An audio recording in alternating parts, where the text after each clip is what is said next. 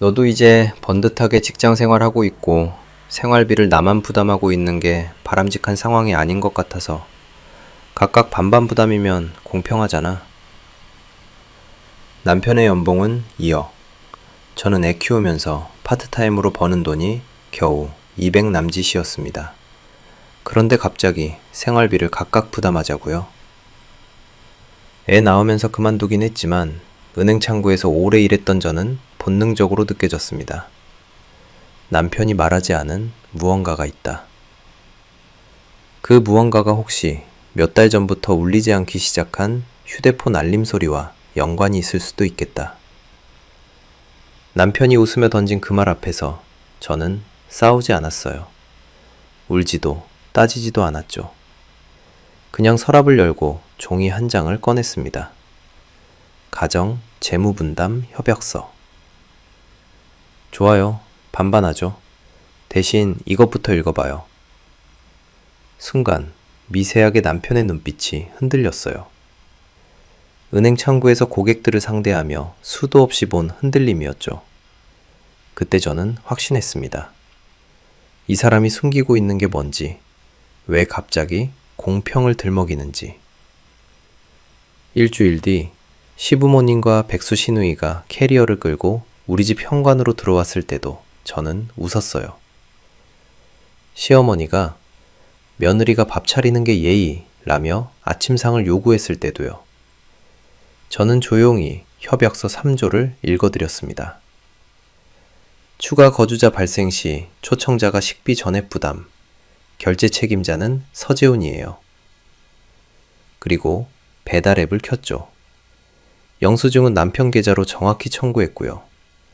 공평이라는 말을 먼저 꺼낸 건 남편이었는데 그 칼날이 누구를 향하고 있는지 그들은 아직 몰랐습니다. 한때 사랑했던 남편 서재훈. 안타깝지만 이제는 가정을 저버리고 벌려놓은 일들을 그 사람이 책임져야 할 시간이었습니다. 그 칼날이 우리를 향하게 두고 볼 수는 없었으니까요. 여러분의 구독, 좋아요는 더 많은 사연을 만드는 힘이 됩니다. 안녕하세요. 저는 김나연이라고 합니다. 지금은 2025년 봄이고 제가 이 이야기를 시작하는 건 작년 이맘때 정확히 2024년 3월 말부터 제 인생이 완전히 뒤집혔기 때문이에요. 그때 저는 육아하는 틈틈이 재경관리사 자격증을 따서 송도에 있는 회계사무소에서 일하고 있었어요. 주 30시간 파트타임이었죠. 월급은 200만 원 정도. 아이가 5살이었으니까 풀타임으로 일하기엔 무리였거든요. 남편 재우는 외국계 제약회사 영업팀 차장이었고 연봉은 2억이었습니다. 송도 신축 아파트 32평에 살았어요. 깨끗하고 밝은 집이었죠. 아침마다 아이를 어린이집에 데려다주고 돌아오면 저는 거실 한쪽에 앉아서 가계부를 정리했어요. 예전에 은행 텔러로 일했던 습관이 남아서 숫자 정리하는 게 편했거든요. 카드 명세서, 공과금, 아이 교육비, 식비까지 엑셀로 꼼꼼하게 적었습니다. 그날도 마찬가지였어요. 커피 한 잔 옆에 노트북을 펼쳐놓고 지난달 지출을 정리하고 있었죠. 그런데 이상한 게 하나 보였습니다. 남편 카드 알림이 한 달 넘게 안 온 거예요. 원래 남편은 카드를 자주 썼거든요. 회식도 많고 골프도 치러 다니고. 그런데 알림이 뚝 끊겼어요. 설정을 바꿨나? 그 생각이 스치는 순간 남편이 현관문을 열고 들어왔습니다. 나연아, 있어? 평소보다 목소리가 밝았어요. 아니, 너무 밝았습니다. 뭔가 준비한 사람처럼요. 응, 여기 있어요. 남편은 거실로 들어오더니 소파에 털썩 앉았어요. 넥타이를 풀면서 웃었죠. 요즘 부부들은 다 공평하게 산다던데. 네, 생활비 말이야. 맞벌이면 반반하는 게 요즘 추세잖아. 우리도 그렇게 하면 어때? 저는 노트북 화면을 내리면서 남편을 봤어요.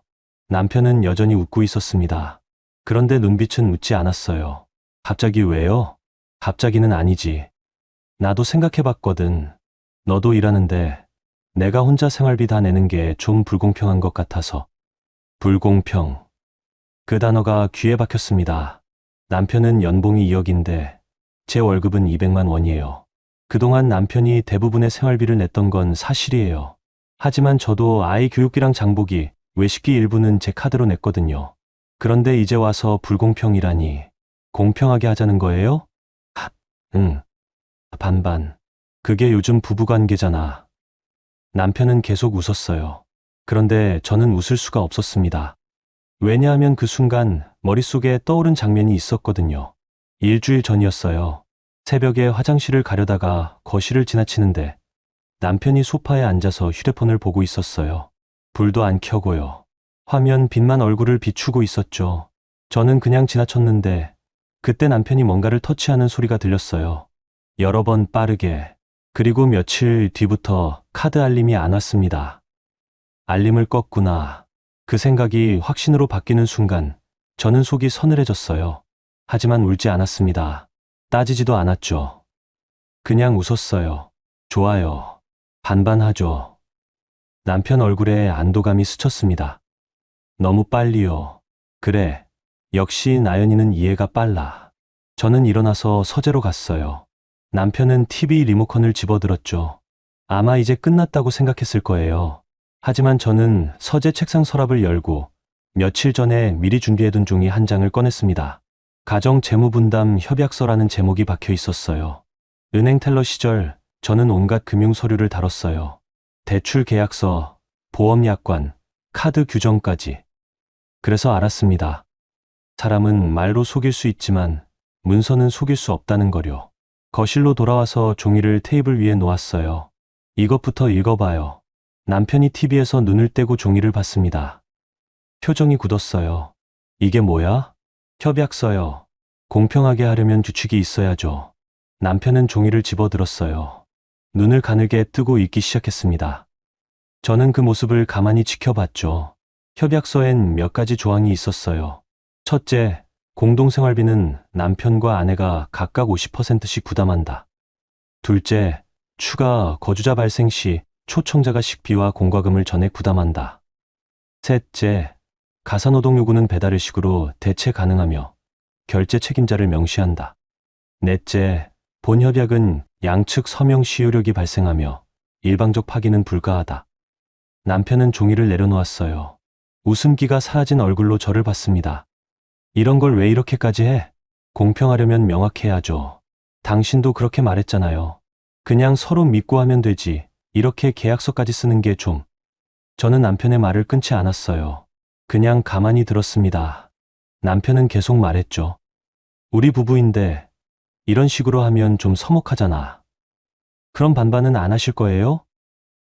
아니, 하긴 할 건데. 그럼 서명해요.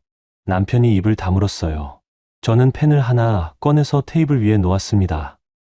남편은 한참 동안 종이를 내려다봤어요. 그러다가 한숨을 쉬고 펜을 집어들었습니다. 이거 법적 효력 같은 건 없는 거지? 우리끼리 약속이에요. 남편이 서명란에 이름을 적었어요. 빠르게, 대충. 그 손놀림이 눈에 박혔습니다. 저도 옆에 이름을 적었어요. 천천히, 또박또박. 서명이 끝나자 남편이 일어났어요. 그럼 이제 됐지? 나 씻을게.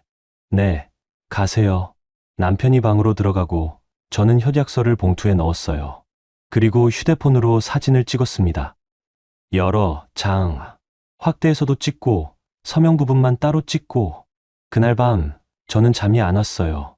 남편 코 고는 소리 옆에서 천장을 바라보며 생각했습니다. 이 사람이 왜 갑자기 반반을 꺼냈을까? 카드 알림을 끈 것. 평소보다 밝았던 목소리, 협약서를 보고 흔들렸던 눈빛. 모든 게 연결됐어요. 남편이 뭔가를 숨기고 있었습니다. 그리고 그 숨긴 것을 공평이라는 말로 덮으려 했던 거예요. 저는 이불을 덮으며 작게 중얼거렸습니다. 공평은 증빙이야, 당신. 그 말이 제 입에서 나온 순간 저는 알았어요. 이제 제가 싸워야 할 전쟁이 뭔지. 다음 날 아침 남편은 평소처럼 출근했어요. 저도 아이를 어린이집에 데려다 주고 회사로 갔죠.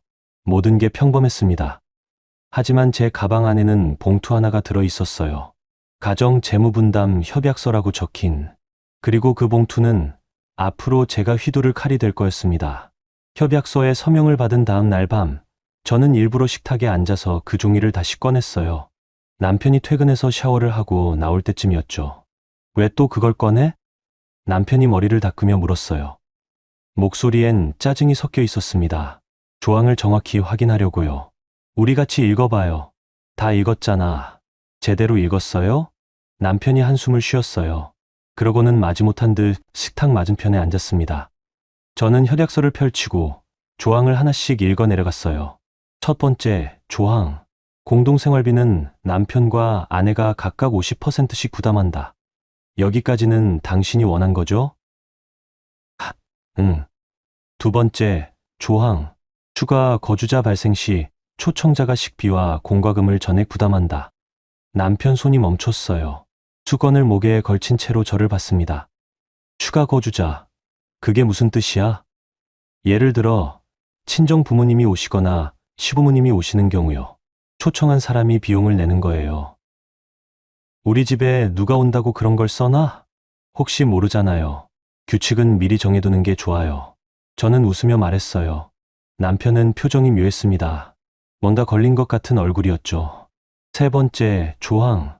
가사노동 요구는 배달 외식으로 대체 가능하며 결제 책임자를 명시한다. 이건 뭐냐면요.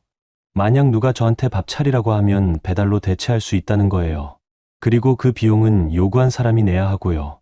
너 지금 이상하게 나오는 거 아니야? 남편 목소리가 높아졌어요. 저는 고개를 들어 남편을 봤습니다. 이상한 게 아니라 공평한 거예요. 당신이 반반하자고 했잖아요. 반반은 생활비 얘기지. 이런 식으로 칼같이 자르자는 게 아니었어. 그럼 뭐예요? 당신 마음대로 정하는 공평? 저는 웃음을 거두고 물었어요. 남편이 입을 다물었습니다. 당신이 공평을 먼저 꺼냈으니까 저도 공평하게 하려는 거예요. 이게 싫으면 협약서 찢어요. 대신 반반도 없던 일로 하고요. 남편은 한참 동안 아무 말도 하지 않았어요. 그러다가 휴대폰을 집어들고 소파로 가버렸습니다. 알았어. 하던 대로 하자. 저는 협약서를 접으며 작게 중얼거렸죠. 이미 서명했는데. 그날 밤 남편은 저한테 말을 안 걸었어요. 저도 괜찮았습니다.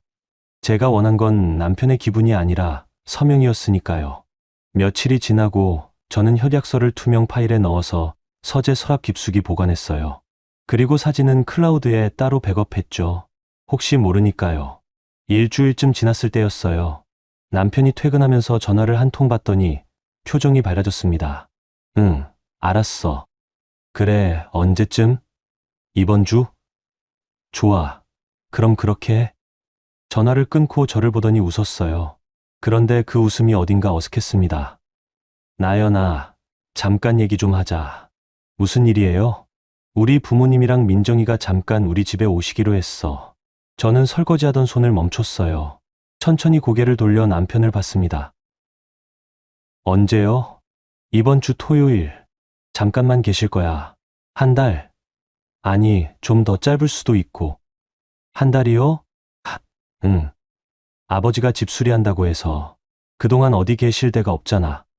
저는 싱크대에 기대서서 남편을 봤어요. 남편은 여전히 웃고 있었습니다. 그래서 미리 말씀드리는 거야. 괜찮지? 저한테 물어볼 일이 아니라 통보하는 거죠? 왜 그렇게 나와? 당신 가족이 오는 건데 제가 뭐라고 할 수 있겠어요. 저는 웃으며 말했어요. 남편 얼굴에 안도감이 스쳤습니다. 역시 나연이는 이해가 빨라. 남편이 방으로 들어가고 저는 설거지를 마저 했어요. 그리고 서재로 가서 서랍을 열었습니다. 투명 파일 안에 협약서가 보였어요. 추가 거주자 발생 시 초청자가 식비와 공과금을 전액 부담한다. 저는 그 문장을 손가락으로 짚으며 작게 웃었습니다. 공평은 이제부터예요. 서재훈 씨. 토요일 아침 현관 초인종이 울렸어요. 남편이 먼저 달려가서 문을 열었죠. 어머니, 아버지, 민정아, 어서 와. 시어머니가 캐리어를 끌고 들어왔어요. 뒤에 시아버지, 그리고 시누이가 따라왔습니다. 캐리어만 3개였어요. 오, 집 좋네. 역시 송도는 깨끗해. 시어머니가 거실을 둘러보며 말했어요. 저는 현관에서 인사를 했습니다. 어서 오세요, 어머님. 그래, 나연이. 오랜만이네. 시어머니가 제 어깨를 툭 치며 지나갔어요. 시누이는 저를 보지도 않고 거실 소파에 털썩 앉았습니다. 오빠, 와이파이 비번 뭐야? 잠깐만. 내가 알려줄게. 남편이 시누이한테 달려가고 저는 현관에 남은 캐리어들을 봤어요. 3개. 한 달치 하기엔 너무 많았습니다. 시아버지가 제 옆을 지나가며 작게 말했어요. 배에 끼쳐서 미안하네. 아니에요. 편히 계세요. 시아버지는 고개를 끄덕이고 안방으로 들어갔습니다. 시어머니가 뒤따라 들어가며 큰 소리로 말했어요. 방이 넓긴 한데 침대가 좀 작네. 재훈아, 우리 이불 어디 깔아? 제가 준비할게요, 어머니. 남편이 부산하게 움직였어요. 저는 주방에 서서 그 모습을 봤습니다. 신우이가 소파에 누워서 휴대폰을 보고 있었어요. 거실 테이블 위엔 이미 신우이 가방이랑 화장품이 널려 있었죠. 그날 저녁 시어머니가 부엌으로 들어왔어요. 나연아, 내일 아침은 집에서 먹어야지. 네, 아침은 집밥이 최고야. 우리 재훈이도 원래 아침 꼭 먹고 나가는 애거든. 저는 설거지하던 손을 멈추고 시어머니를 봤어요. 시어머니는 냉장고를 열어보며 말했습니다. 반찬도 좀 해놔야겠네. 김치는 있고 나물은? 나연아, 너 나물 할 줄 알아? 어머님, 저 내일 아침 일찍 나가야 해서요. 일? 무슨 일? 주말인데 회사 정리할 게 있어서요. 시어머니가 냉장고 문을 닫고 저를 봤어요. 표정이 굳어 있었습니다. 며느리가 집안일도 안 하고 무슨 일을 그렇게 나가?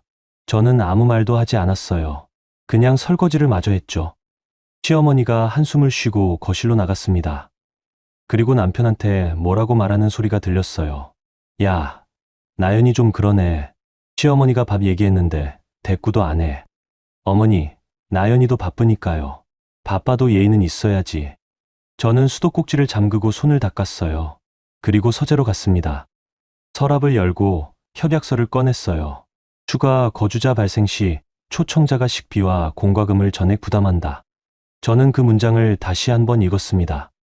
그리고 휴대폰을 꺼내서 배달 앱을 켰어요. 다음 날 아침 시어머니가 부엌으로 들어왔을 때 저는 이미 배달 음식을 주문해 놓은 상태였습니다. 어머님, 아침 곧 도착해요. 배달. 네. 죽이랑 샌드위치 시켰어요. 시어머니 얼굴이 일그러졌어요. 남편이 황급히 부엌으로 들어왔습니다. 나연아, 이게 무슨... 협약서 2조예요. 추가 거주자 발생 시 초청자가 식비 부담. 결제 책임자는 당신이에요. 서재웅 씨. 저는 웃으며 말했어요. 그리고 휴대폰 화면을 보여줬죠. 주문 내역과 함께 결제 대기 중이라는 문구가 떠 있었습니다. 카드 등록해 주세요. 어머님이랑 아버님, 신우이 드실 거니까 4인분이에요. 남편 얼굴이 하얗게 질렸습니다. 그 순간 저는 알았어요. 이 전쟁이 이제 막 시작됐다는 걸. 배달 음식이 도착했을 때 거실 분위기는 얼어붙어 있었어요. 시어머니는 식탁에 앉아서 죽 그릇을 내려다보기만 했고 시아버지는 신문을 보는 척했지만 한 장도 넘기지 않았습니다. 신우이만 샌드위치를 집어들고 한 입 베어 물었죠. 맛있네 언니. 여기 어디 거예요? 근처 유명한 데예요. 저는 웃으며 대답했어요. 남편은 휴대폰만 들여다보고 있었습니다. 아마 결제 알림을 확인하고 있었겠죠. 시어머니가 숟가락을 내려놓았어요. 나연아, 우리 좀 얘기하자. 네, 어머님. 아침은 집에서 해먹는 게 정이잖니. 배달 음식은 가끔 먹는 거지 매일 이렇게 시켜 먹으면 어떡해. 어머님, 저는 아침마다 출근 준비 때문에 바빠서요. 그래도 며느리가 상은 차려야지. 시어머니 목소리가 높아졌어요. 저는 죽을 한 숟가락 떠서 입에 넣었습니다. 천천히 씹고 삼키고 그 다음에 말했어요. 어머님, 협약서에 있잖아요. 가사노동 요구는 배달로 대체 가능하다고요. 무슨 협약서? 시어머니가 남편을 봤어요. 남편은 고개를 돌렸습니다. 재훈아, 이게 무슨 소리야? 어머니, 나중에 얘기할게요. 무슨 협약서를 쓰고 사는 거야, 부부가. 시어머니가 목소리를 높였어요. 저는 휴대폰을 꺼내서 협약서 사진을 보여줬습니다. 저희 부부가 합의해서 만든 거예요. 공평하게 살려고요. 공평. 이게 공평이야? 시어머니가 화면을 보더니 코웃음을 쳤어요. 부부가 이런 식으로 사는 게 어딨어. 재훈아, 너 정신 차려. 이게 말이 돼? 남편은 아무 말도 하지 않았어요. 저는 휴대폰을 다시 주머니에 넣었습니다. 어머님, 아침 드세요. 식으면 맛없어요. 시어머니가 숟가락을 집어들더니 테이블을 탁 쳤어요. 예의도 없고 시어머니가 얘기하는데 말대꾸를 해? 저는 웃지 않았어요. 그냥 시어머니를 봤습니다. 말대꾸가 아니라 설명이에요, 어머님. 저희는 규칙을 정해서 사는 거예요. 규칙. 며느리가 밥 차리는 게 규칙이지. 이게 무슨 규칙이야? 시어머니가 일어났어요. 시아버지가 시어머니 팔을 잡았습니다. 여보, 일단 먹고 얘기해. 먹고 얘기할 게 뭐 있어? 이 집은 완전히 거꾸로 돌아가고 있잖아. 시어머니가 방으로 들어가 버렸어요. 쿵 소리와 함께 문이 닫혔습니다. 식탁에는 저와 남편, 시아버지, 시누이만 남았어요. 시누이가 샌드위치를 다 먹고 일어났습니다. 저 방에서 공부할게요. 민정아, 너 방 없잖아. 남편이 말했어요. 시누이가 거실을 가리켰습니다. 여기서 할 거예요. 조용히 해주세요. 그러고는 소파에 누워서 책을 펼쳤어요. 아니, 책을 펼친 척하고 휴대폰을 봤습니다. 시아버지가 자리에서 일어나며 작게 말했어요. 나연 씨, 미안하네. 아니에요, 아버님. 시아버지가 방으로 들어가고 저와 남편만 남았어요. 남편이 낮은 목소리로 말했습니다. 나연아, 너 지금 이러는 거 좀 심한 거 아니야? 뭐가요? 어머니 기분 상하시잖아. 협약서대로 한 건데요. 그래도 가족인데 이렇게까지 해야 돼? 저는 쭉 그릇을 치우며 말했어요. 가족이라서 규칙이 필요한 거예요. 안 그러면 한쪽만 손해보니까요. 남편이 할 말을 잃은 듯 입을 다물었어요. 저는 설거지를 하러 부엌으로 갔습니다. 그날부터 집 안공기가 완전히 바뀌었어요. 시어머니는 저를 보면 인사도 안 하고 고개를 돌렸고 시누이는 거실을 완전히 점령했습니다. 소파, 테이블, 심지어 TV 리모컨까지 자기 물건처럼 썼죠. 아이가 장난감을 갖고 놀려고 하면 시누이가 짜증을 냈어요. 조카, 조용히 좀 해. 언니 공부해야 돼. 시누이, 여기 거실이에요. 그래도 집중해야 하니까요. 조카 방에서 놀게 해주세요. 저는 아이를 데리고 방으로 들어갔어요. 아이가 물었습니다. 엄마, 왜 우리가 방에만 있어야 해? 잠깐만이야. 하지만 잠깐이 아니었어요. 일주일이 지나고 2주가 지나도 시댁 식구들은 떠날 기미가 없었습니다.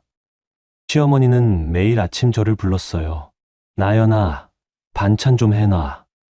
어머님, 협약서에. 협약서 하지 말고. 며느리가 그것도 못해?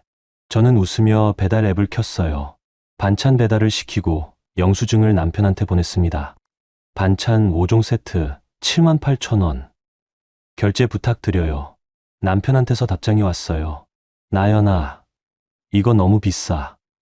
협약서대로 해요. 초청자 부담이에요. 알았어. 매일 이런 식이었어요. 시어머니가 뭘 요구하면 저는 배달로 해결하고 영수증을 남편한테 보냈습니다. 김치, 나물, 국, 심지어 밥까지. 남편 카드 사용 알림이 하루에 10통씩 왔을 거예요. 어느 날 밤 남편이 서재로 저를 불렀어요. 나연아, 우리 좀 얘기하자. 무슨 일이에요? 이거 좀 줄일 수 없어? 한 달에 배달비만 300 넘게 나가. 어머님이 요구하시니까요. 그래도 좀 조절을 해야지. 저는 노트북 화면을 돌려서 남편한테 보여줬어요. 엑셀 파일이었습니다. 이게 뭐야? 지출 내역이요. 협약서대로 정리한 거예요. 공동생활비 반반, 추가 거주자 식비는 당신 부담. 정확하죠? 남편이 화면을 보더니 한숨을 쉬었어요. 나연아, 너 나한테 복수하는 거야? 복수요? 협약서대로 하는 건데요. 이게 협약서대로야. 넌 지금 나를 괴롭히고 있잖아. 저는 웃음을 거두고 남편을 봤어요. 당신이 먼저 반반하자고 했잖아요. 그래서 저도 공평하게 하는 거예요. 공평은 이런 게 아니야. 그럼 뭐예요? 당신 마음대로 정하는 게 공평이에요? 남편이 입을 다물었어요. 저는 노트북을 닫고 일어났습니다. 당신 가족이 나가면 끝나요. 아니면 협약서 파기하고 원래대로 돌아가든가요. 원래대로? 네. 당신이 생활비 다 내고 저는 집안일 다 하고. 그게 원하는 거 아니에요? 남편은 아무 말도 하지 않았어요. 저는 방으로 들어갔습니다. 그날 밤 남편은 소파에서 잤어요. 저는 아이 옆에 누워서 천장을 봤습니다. 집은 점점 전쟁터가 되어가고 있었어요. 시어머니는 저를 보면 혀를 찾고 시누이는 아이한테까지 짜증을 냈습니다. 시아버지만 조용히 신문을 보며 아무 말도 하지 않았죠. 그리고 남편은 점점 지쳐가고 있었어요. 하지만 저는 멈추지 않았습니다. 왜냐하면 알고 있었으니까요. 남편이 숨기고 있는 게 뭔지, 카드 알림을 왜 껐는지, 그 답을 저는 곧 찾아낼 거였어요. 초여름이 되자 집 안은 더 숨 막혔어요. 에어컨을 틀어도 공기가 무거웠습니다. 시댁 식구들이 온 지 한 달이 넘었는데 떠날 기미는 전혀 없었어요. 시어머니는 이제 아이의 부엌을 자기 영역처럼 만들어버렸어요. 냉장고를 열고 반찬통을 뒤지고 제가 사둔 재료를 마음대로 썼습니다. 그러면서도 정작 요리는 안 했죠. 나연아, 이거 유통기한 지났어. 버려. 나연아, 김치 떨어졌어. 주문해. 나연아, 반찬이 왜 이렇게 없어? 저는 그때마다 배달 앱을 켰어요. 주문하고 영수증을 남편한테 보냈습니다. 남편은 이제 답장도 안 했어요. 그냥 결제만 했죠. 어느 날 저녁, 아이가 거실에서 블록을 쌓고 놀고 있었어요. 시누이가 소파에 누워서 드라마를 보고 있었죠. 아이가 실수로 블록을 넘어뜨렸는데 소리가 좀 컸나 봐요. 시누이가 벌떡 일어났어요. 조카, 조용히 좀 해. 미안해요, 이모. 미안하면 다야? 언니 공부해야 한다니까. 시누이, 지금 드라마 보고 있잖아요. 제가 말했어요. 시누이가 저를 쏘아봤습니다. 드라마 보는 것도 휴식이에요. 저 스트레스 받아서 공부 안 되거든요. 그래도 아이한테 소리 지르는 건 언니는 애만 편들어요. 저도 사람인데 집에서 쉴 권리 있죠. 시누이가 방으로 들어가 버렸어요. 아이가 울먹이며 저를 봤습니다. 엄마, 내가 잘못했어? 아니야. 괜찮아. 저는 아이를 안아줬어요. 그런데 가슴이 답답했습니다. 이게 맞나 싶었죠. 밤이 되고 시어머니가 부엌으로 왔어요. 나연아, 내일부터 아침은 네가 차려. 어머님, 협약서. 협약서 그만 좀 들먹여. 며느리가 밥 차리는 게 당연한 거야. 당연한 게 어디 있어요. 저는 설거지하던 손을 멈추고 시어머니를 봤어요. 며느리라고 해서 무조건 밥 차려야 하는 건 아니에요. 그럼 뭐야? 넌 며느리 아니야? 며느리지만 하인은 아니에요. 시어머니 얼굴이 붉어졌어요. 하인, 지금 나를 뭐라고 한 거야? 그런 뜻이 아니라, 재훈아, 재훈아. 시어머니가 소리쳤어요. 남편이 방에서 나왔습니다. 왜요, 어머니? 너 마누라 좀 봐. 시어머니한테 하인 취급한대. 나연아, 어머니한테 무슨 말을 한 거야? 남편이 저를 봤어요. 저는 수건으로 손을 닦았습니다. 저는 하인이 아니라 며느리라고 했어요. 그게 그 말이야. 시어머니가 소리쳤어요. 남편이 한숨을 쉬었습니다. 나연아, 어머니한테 사과해. 네, 사과하라고. 어머니 기분 상하셨잖아. 저는 남편을 봤어요. 남편은 진심이었습니다. 제가 뭘 잘못했는데요? 말투가 그렇잖아. 어머니한테 그렇게 말하면 어떡해. 저는 사실을 말한 건데. 사과 안 할 거야? 남편 목소리가 높아졌어요. 저는 입을 다물었습니다. 시어머니가 팔짱을 끼고 저를 봤어요. 사과 안 하면 나 내일 친정 가. 어머니, 재훈이 너까지 내 마누라 편들 거야? 어머니가 틀렸어? 남편이 저를 봤어요. 눈빛이 간절했습니다. 제발 그냥 한 번만 해줘라는 듯이. 저는 웃었어요. 죄송해요, 어머님. 제가 말을 좀 심하게 했네요. 시어머니가 코웃음을 쳤어요. 그래, 그렇게 하지. 며느리가 예의를 알아야지. 시어머니가 방으로 들어갔어요. 남편이 안도의 한숨을 쉬었습니다. 고마워. 나연아. 저는 대답하지 않았어요. 그냥 설거지를 마저 했습니다. 그날 밤 아이를 재우고 침대에 누웠는데 잠이 안 왔어요. 천장을 보며 생각했죠. 이게 맞나? 협약서대로 하는 게 맞는 건가? 아니면 제가 너무 심한 건가? 그때 휴대폰이 진동했어요. 카드사 문자였습니다. 신한카드 한도 초과로 결제가 승인되지 않았습니다. 저는 화면을 멍하니 봤어요. 남편 카드였습니다. 한도 초과? 저는 일어나서 노트북을 켰어요. 남편 카드 사용 내역을 정리한 파일을 열었습니다. 숫자들이 줄줄이 나왔어요. 배달비, 반찬비, 공과금. 한 달에 거의 500만 원이 나간 거예요. 하지만 이상했어요. 남편 연봉이 2억인데 한도 초과가 될 리 없었죠. 저는 다른 파일을 열었어요. 남편이 쓰는 다른 카드들. 그리고 그때 봤습니다. 리볼빙, 현금 서비스, 카드론. 모든 카드가 한도 끝까지 차 있었어요. 저는 손이 떨렸어요. 마우스를 움직여서 더 찾아봤습니다. 대출 내역. 세계은행에서 총 8천만 원. 고금리 대부업체 대출 2천만 원. 그리고 마지막에 본 게 코인 거래소 이체 내역이었어요. 2억. 남편이 코인에 2억을 넣었던 거예요. 그리고 그게 다 날아갔습니다. 저는 노트북 화면을 내리고 두 손으로 얼굴을 감쌌어요. 그래서 반반을 한 거구나. 남편은 빚을 숨기려고 생활비를 나눈 거였어요. 그리고 시댁 식구들을 들여서 저한테 부담을 떠넘기려 했던 거죠. 저는 부엌으로 갔어요. 물을 한 잔 마셨습니다. 손이 계속 떨렸어요. 거실에서는 시댁 식구들 코 고는 소리가 들렸어요. 안방에선 남편이 자고 있었고요. 저는 싱크대에 기대서서 작게 중얼거렸습니다. 이 집에서 내가 잃을 건 더 없어. 그날 밤 저는 결심했어요. 더 이상 참지 않기로, 더 이상 당하지 않기로. 이제부터는 제가 칼을 휘두를 차례였으니까요. 다음 날 점심시간, 저는 회사 사무실에서 커피 한 잔을 옆에 두고 노트북을 켰어요. 동료들은 다 밖에 나가고 사무실엔 저 혼자였습니다. 저는 가정을 정리하는 게 아니라 사건을 정리하기 시작했어요. 새 엑셀 파일을 만들었습니다. 제목은 서재훈 금융흐름 추적. 먼저 남편이 쓰는 모든 카드를 정리했어요. 신한, 국민, 현대, 삼성, 총 4개. 각 카드의 한도와 사용액을 적었습니다.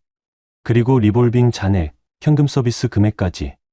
숫자가 하나씩 채워질 때마다 제 얼굴에서 표정이 사라졌어요. 총 카드 빚만 6천만 원이었습니다. 다음은 대출이었어요. 은행 대출 3건, 대부업체 대출 1건. 이자율을 보는 순간 저는 한숨이 나왔어요. 대부업체의 이자가 연 20%였습니다. 이 사람 미쳤나. 대출 총액은 1억. 그 다음은 코인 거래소 내역이었어요. 남편 명의로 된 업비트 계좌. 입금 내역을 추적하니까 총 2억이 들어갔더군요. 그런데 현재 잔고는 347만 원. 거의 다 날린 거예요. 저는 계산기를 두드렸습니다. 카드빚 6천, 대출 1억, 코인 손실 2억, 총 3억 6천만 원. 그리고 월 이자만 계산해도 700만 원이 넘었어요. 남편 연봉이 세전 2억이니까 세후 실수령액은 한 달에 1천만 원 정도. 거기서 이자만 700 빠지면 남는 게 300이에요. 그래서 생활비를 나눈 거구나. 저는 엑셀 시트를 내리며 쓴웃음을 지었어요. 하지만 여기서 끝이 아니었습니다. 저는 해외 선물 거래 앱도 확인했어요. 남편이 쓰던 앱 로그인 정보를 예전에 우연히 본 적이 있었거든요. 로그인을 하니까 거래 내역이 나왔어요. 손실에 1억 2천만 원. 저는 노트북을 덮고 싶었어요. 하지만 참았습니다. 끝까지 봐야 했으니까요. 그리고 마지막에 이상한 걸 발견했어요. 남편 명의가 아니라 시아버지 이름으로 된 계좌 이체 내역이었습니다. 서한식 6천만 원. 이게 뭐지? 저는 더 파고들었어요. 은행 앱에 로그인해서 이체 내역을 확인했습니다. 그리고 그 돈이 어디서 나왔는지 봤어요. 퇴직금 담보 대출. 시아버지 퇴직금 6천만 원을 담보로 잡고 대출을 받은 거였어요. 그리고 그 돈을 남편이 가져간 겁니다. 저는 숨이 막혔어요. 시아버지도 모르겠지. 남편이 아버지 이름을 몰래 써서 대출을 받았을 가능성이 높았어요. 저는 모든 내역을 정리해서 하나의 파일로 만들었습니다. 그리고 출력했어요. 프린터에서 종이가 나올 때 저는 그 소리를 가만히 들었습니다. 드르르, 드르르. 총 15장이 나왔어요. 남편의 모든 빚과 거짓말이 담긴 문서였습니다. 저는 그 서류를 투명 파일에 넣고 가방 깊숙이 집어넣었어요. 이제 무기가 생겼습니다. 퇴근길, 저는 차 안에서 생각했어요. 이걸 어떻게 쓸까? 남편한테 바로 들이밀 수도 있었어요. 하지만 그러면 남편이 발뺌하거나 오히려 저한테 화를 낼 거였죠. 시댁한테 보여줄 수도 있었어요. 하지만 그러면 시어머니가 저를 탓할 게 뻔했습니다. 며느리가 남편을 잘 챙기지 못해서 그렇다 하고요. 저는 다른 방법을 생각했어요. 타이밍이야. 적절한 순간에 적절한 사람들 앞에서 이걸 공개해야 했어요. 그래야 남편이 변명할 수 없고 시댁도 현실을 마주할 수밖에 없으니까요. 집에 도착했을 때 현관에서 시어머니 목소리가 들렸어요. 나연이 왔어? 빨리 들어와. 저녁 차려야지. 저는 한숨을 쉬고 문을 열었습니다. 어서 와요, 어머님. 왜 이렇게 늦어? 우리 배고프다고. 시어머니가 불평했어요. 저는 가방을 내려놓고 웃었습니다. 배달시킬게요. 또 배달이야? 나연아, 오늘은 네가 직접 좀 해봐. 협약서대로 할게요, 어머님. 시어머니가 혀를 찼어요. 저는 부엌으로 가서 휴대폰을 꺼냈습니다. 배달 앱을 켜고 저녁 메뉴를 골랐어요. 중국집, 4인 세트. 주문하고 영수증을 남편한테 보냈습니다. 저녁 식대 12만 원. 결제 부탁드려요. 몇 분 뒤 남편한테서 전화가 왔어요. 나연아, 나 지금 회사야. 전화 받을 수 있어? 네, 말씀하세요. 12만 원. 저녁에 왜 이렇게 비싼 걸 시켜? 어머님이 중국 음식 드시고 싶다고 하셨어요. 그래도 이건 좀 심한 거 아니야? 협약서대로 해요. 추가 거주자 식비는 초청자 부담이잖아요. 남편이 한숨을 쉬었어요. 나연아, 우리 진짜 이렇게 살아야 돼? 당신이 먼저 반반하자고 했잖아요. 그건 그렇지만, 그럼 원래대로 돌아갈래요? 협약서 파기하고 당신이 생활비 다 낼래요? 남편이 말을 멈췄어요. 제 질문에 대답할 수 없었던 거죠. 왜냐하면 남편은 이미 빚더미에 앉아 있었으니까요. 결제할게. 고마워요. 저는 전화를 끊었어요. 그리고 가방에서 투명 파일을 꺼내봤습니다. 15장의 서류. 남편의 모든 비밀. 저는 그걸 다시 가방에 넣고 작게 웃었어요. 조금만 기다려. 서재훈. 곧 끝날 거야. 그날 밤 중국 음식이 도착했어요. 시어머니는 짜장면을 먹으면서도 불평했습니다. 배달 음식은 역시 맛이 없어. 집밥이 최고지. 저는 탕수육을 집어 먹으며 대답했어요. 그럼 어머님이 직접 해 드세요. 시어머니가 젓가락을 내려놓았어요. 뭐라고? 어머님이 해 드시면 되잖아요. 부엌 쓰셔도 돼요. 넌 며느리야, 며느리. 며느리지만 요리사는 아니에요. 시어머니 얼굴이 붉어졌어요. 남편이 황급히 끼어들었습니다. 어머니, 그냥 드세요. 나연이도 피곤한가 봐요. 피곤하면 말을 그렇게 해. 저는 웃으며 말했어요. 어머님, 제가 피곤한 게 아니라 솔직한 거예요. 그날 저녁 식탁은 다시 얼어붙었어요. 하지만 저는 괜찮았습니다. 왜냐하면 이제 제가 주도권을 쥐고 있었으니까요. 숫자가 말하는 진실을 알고 있었으니까요. 그리고 곧 모두가 그 진실을 마주하게 될 거였어요. 한여름이 되자 집 안은 더 뜨거웠어요. 에어컨을 풀가동해도 분위기는 식지 않았습니다. 시어머니는 매일 아침 부엌에 나와서 밥상을 요구했어요. 나연아, 오늘은 미역국 좀 끓여봐. 어머님, 배달시킬게요. 배달로 미역국을 어떻게 시켜? 요즘은 다 돼요. 저는 웃으며 배달 앱을 켰어요. 미역국 배달 전문점을 찾아서 주문했습니다. 시어머니가 혀를 찼어요. 넌 정말 며느리 자격이 없어. 자격이요? 어머님, 저는 협약서대로 하는 거예요. 그 협약서 그만 좀 들먹여. 협약서 없애고 싶으면 나가시면 돼요. 제 말에 시어머니가 얼어붙었어요. 남편이 황급히 끼어들었습니다. 나연아, 너 너무 심한 거 아니야?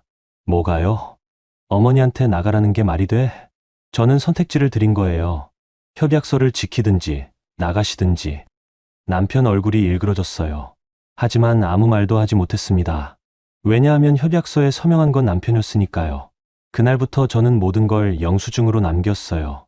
아침 식사, 점심 도시락, 저녁 반찬, 간식, 심지어 커피까지. 시어머니가 뭘 요구하면 저는 바로 배달을 시키고 영수증을 남편한테 보냈습니다. 아침 식대 4인분, 52,000원. 저녁 반찬 세트, 89,000원. 간식 과일 바구니, 65,000원. 하루에 20만 원씩 나갔어요. 한 달이면 600만 원. 남편한테서 전화가 오기 시작했어요. 나연아, 이거 진짜 못 견디겠어. 뭐가요? 한 달에 배달비만 600 넘게 나가. 나 카드 한도 다 찼어. 그럼 어머님한테 나가시라고 하세요. 그게 쉽게 되는 말이야? 당신이 모셔온 거잖아요. 당신이 보내야 하죠. 남편이 할 말을 잃었어요. 저는 전화를 끊고 다시 배달 앱을 켰습니다. 그날 저녁 남편이 퇴근하자마자 저를 서재로 불렀어요. 나연아, 우리 진지하게 얘기 좀 하자. 무슨 일이에요? 이거 진짜 안 돼. 나 이제 카드 못 써. 협약서 파기할래요? 그게 아니라. 그럼 뭐예요? 남편이 한참 동안 입을 다물고 있다가 작게 말했어요. 부모님 좀 내보낼게. 저는 남편을 봤어요. 남편 얼굴은 초췌했습니다. 언제요? 이번 주 안에. 약속할 수 있어요? 응. 저는 고개를 끄덕였어요. 알겠어요. 그럼 그때까지 기다릴게요. 하지만 저는 알고 있었어요. 남편이 부모님을 내보내는 건 시작일 뿐이라는 걸. 진짜 문제는 따로 있었으니까요. 이틀 뒤 남편이 시어머니한테 조심스럽게 말했어요. 어머니, 집수리 다 끝났다던데요.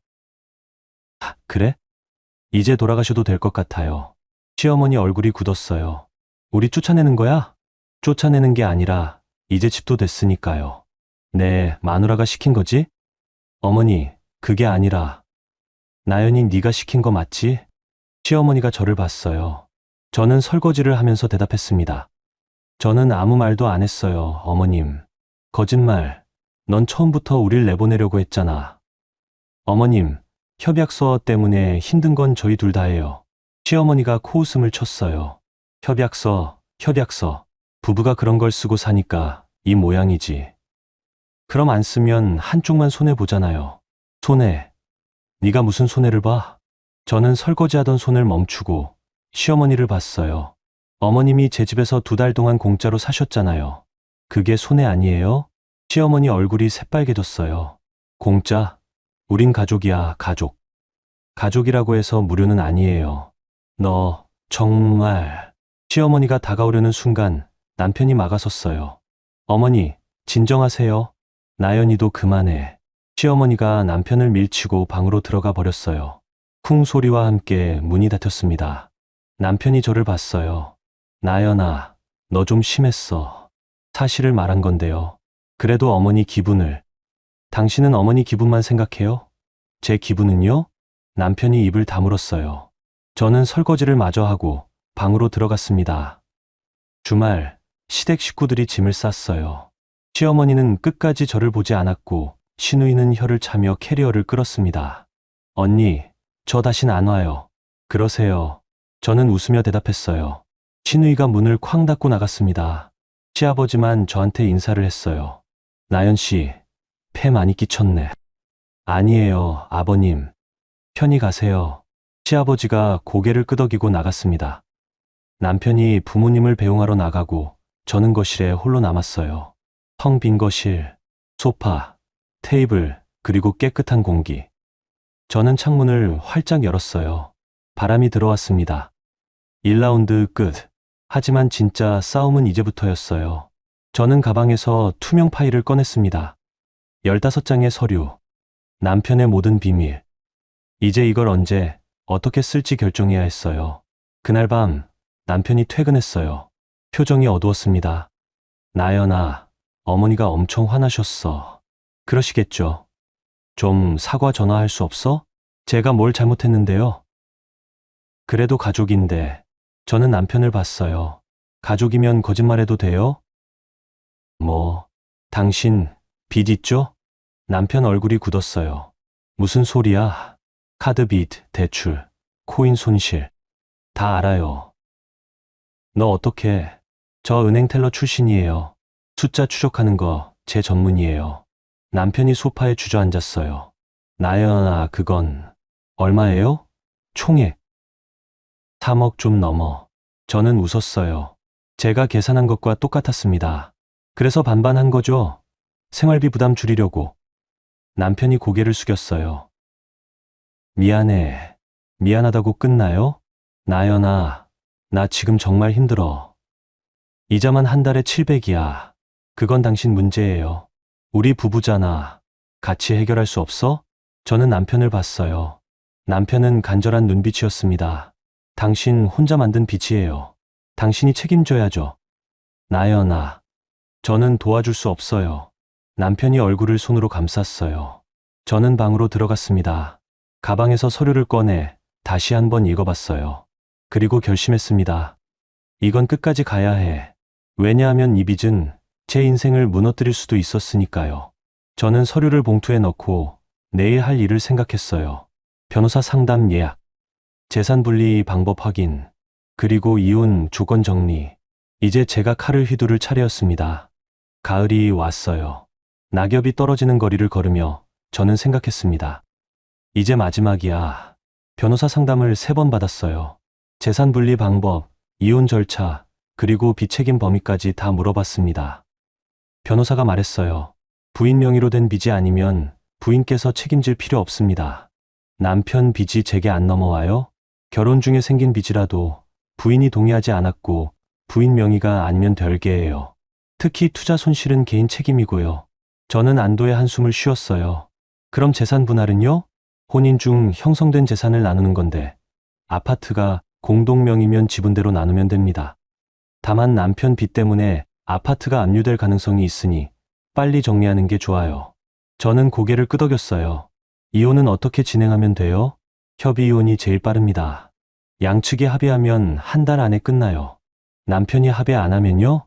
그럼 재판 이혼을 해야 하는데 시간이 오래 걸려요.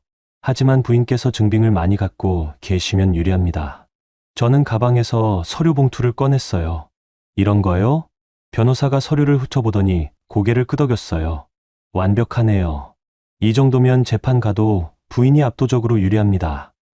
저는 서류를 다시 넣고 상담을 마쳤어요. 이제 준비는 끝났습니다. 마지막 단계만 남았어요. 그날 저녁 남편한테서 전화가 왔어요.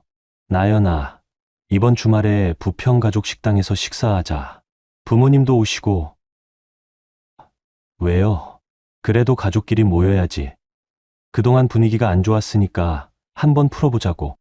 저는 웃었어요. 좋아요. 갈게요. 남편은 제가 순순히 동의할 줄 몰랐나 봐요. 목소리가 밝아졌습니다. 그래, 고마워. 토요일 6시에 보자. 전화를 끊고 저는 가방을 열었어요. 서류 봉투를 확인했습니다. 이날이 마지막이야. 토요일, 부평 가족 식당. 남편 가족이 먼저 와 있었어요. 시어머니, 시아버지, 시누이, 그리고 남편. 저는 아이 손을 잡고 들어갔습니다. 어서 오세요. 시어머니가 인사도 안 하고 고개를 돌렸어요. 시누이는 휴대폰만 봤고요. 시아버지만 작게 고개를 끄덕였습니다. 남편이 의자를 빼주며 웃었어요. 자, 앉아. 메뉴 뭐 시킬까? 아무거나요. 저는 가방을 옆에 두고 앉았어요. 남편이 메뉴를 고르는 동안 시어머니가 말했습니다. 나연아, 그동안 생각 좀 했니? 무슨 생각이요, 어머님? 내 태도 말이야. 며느리로서 예의 좀 배워야 하는 거 아니야? 저는 웃으며 물을 한 모금 마셨어요. 저는 예의 있게 행동했는데요. 예의, 시어머니한테 나가라고 하는 게 예의야? 저는 선택지를 드린 거예요. 협약서 지키시든지 나가시든지. 시어머니 얼굴이 붉어졌어요. 남편이 황급히 끼어들었습니다. 어머니, 오늘은 좋게 얘기하려고 모인 거잖아요. 좋게? 이 며느리가 좋게 나올 것 같아? 저는 가방을 열었어요. 그리고 서류 봉투를 꺼냈습니다. 어머님, 이거 보실래요? 뭐야 그게? 남편 빚 정리 내역이요. 테이블 위에 서류를 펼쳤어요. 카드빚 6천만 원, 은행 대출 8천만 원, 대부업체 대출 2천만 원, 코인 손실 2억, 해외 선물 손실 1억 2천만 원, 그리고 마지막 장에 시아버지 명의 퇴직금 담보 대출 6천만 원. 시어머니 얼굴이 굳었어요. 시아버지가 서류를 집어들었습니다. 이게 뭐야? 남편이 투자하면서 잃은 돈이에요. 그리고 그걸 돌려막느라 만든 빚이고요. 남편이 제 손목을 잡았어요. 나연아, 이거 왜 여기서? 가족끼리 모였으니까 공유해야죠. 저는 남편 손을 뿌리치고 서류를 넘겼어요. 이게 카드빚. 이게 대출. 그리고 이게 코인이요. 시어머니가 떨리는 손으로 서류를 봤어요. 재훈아, 이게 무슨 소리야? 어머니, 그게 너 코인에 2억을 넣었어? 남편이 고개를 숙였어요. 죄송해요. 죄송하다고?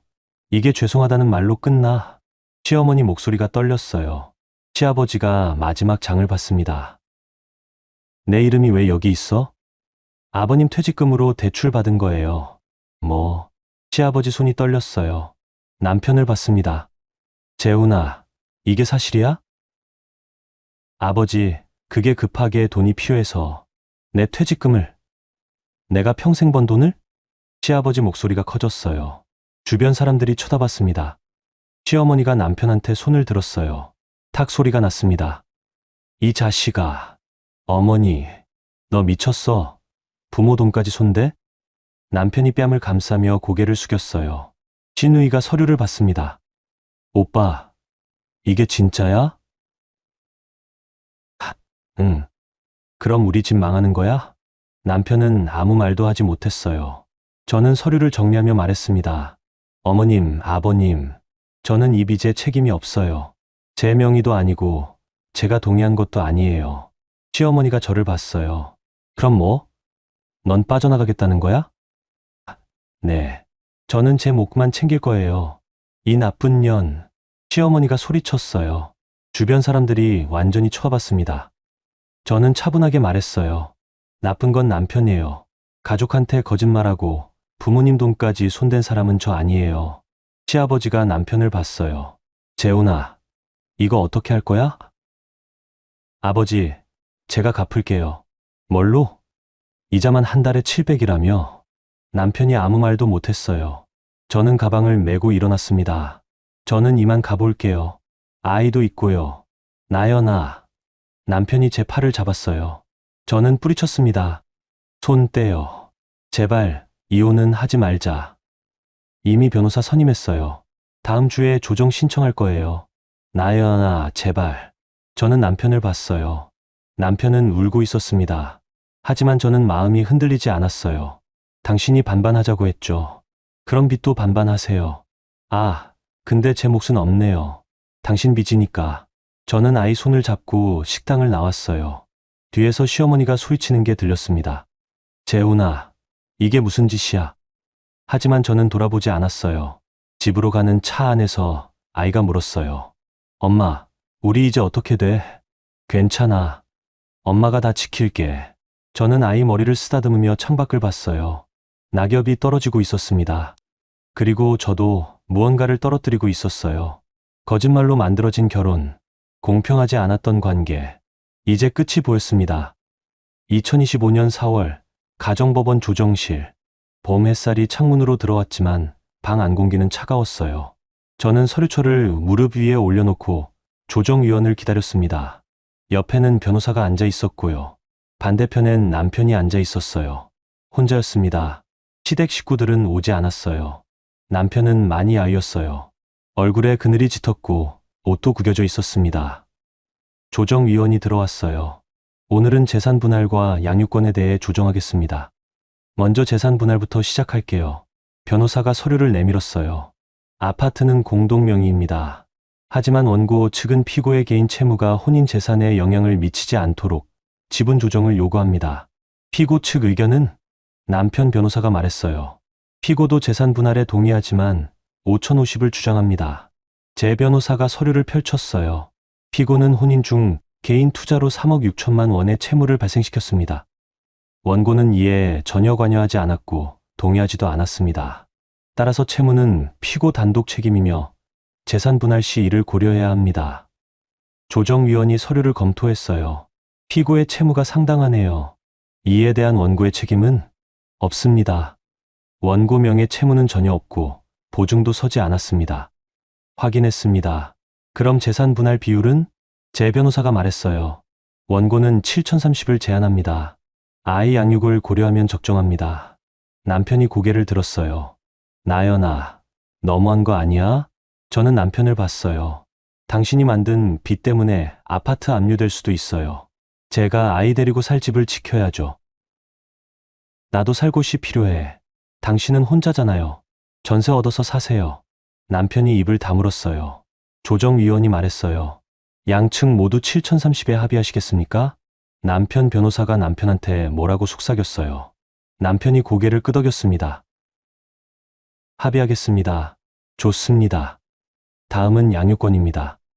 원고가 주 양육자로 피고는 월 1회 면접 교섭권을 갖습니다. 양육비는 피고의 현재 재정 상태를 고려해 월 50만 원으로 조정합니다. 남편이 고개를 숙였어요. 연봉이 2억인데 양육비가 50만 원. 빚 때문에 그게 한계였던 거죠. 조정이 끝나고 저는 복도로 나왔어요. 남편이 따라왔습니다. 나연아. 저는 걸음을 멈추고 돌아봤어요. 왜요? 미안해. 이제 와서 미안하다고요? 나 진짜 힘들어. 회사에서도 소문나서 승진 물 건너갔어.